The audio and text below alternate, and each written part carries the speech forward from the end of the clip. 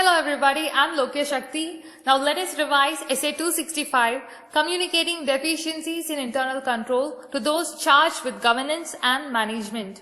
This standard exclusively deals in communicating the deficiencies in internal control that has been identified during the audit and that in auditor's professional judgment is of such sufficient importance that it needs the merit of attention of those charged with governance and management. However, this standard clearly states that it does not impose any additional responsibilities to the auditor other than what is required in Essay 315 and 330 in order to understand the design and performance of internal control in the entity.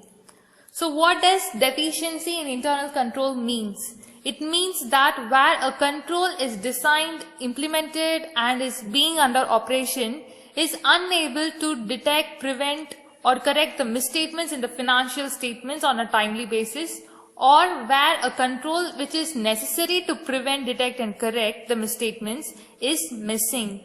There is also another term that is used in the standard, that is significant deficiency in internal control, which is nothing but in the auditor's professional judgment where he sees that the deficiency requires the attention of TCWG, then it is termed to be significant deficiencies.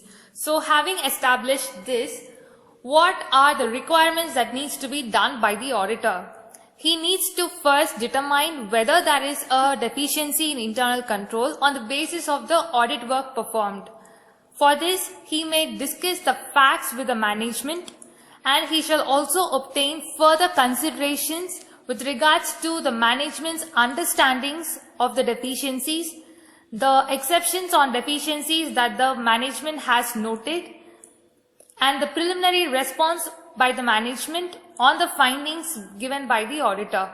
Secondly, after determining the deficiencies in internal control, he needs to know whether they are significant. Few indicators for significance are if there is an evidence that the management's inability to oversee the entity's operations, where the misstatements are detected by the auditor, which is not prevented by the entity's internal control, and where the risk assessment processes are ineffective or absent. So these are few indicators for significance.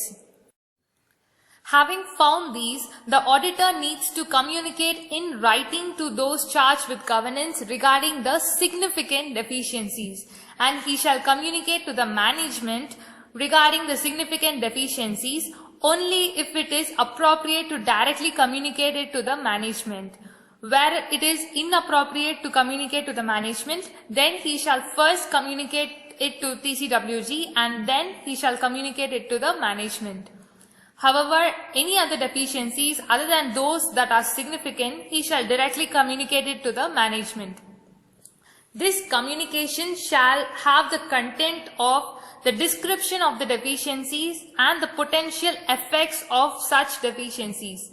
He shall clearly state that the purpose of the audit is to express an opinion on the financial statements prepared by the management, and this consideration of the internal control is done only in order to design the audit procedures for the prevailing circumstances, and it is not to express an opinion on the effectiveness of the internal control.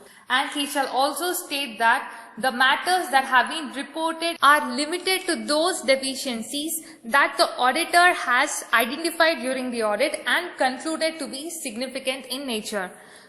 So by this we come to the conclusion of Essay 265.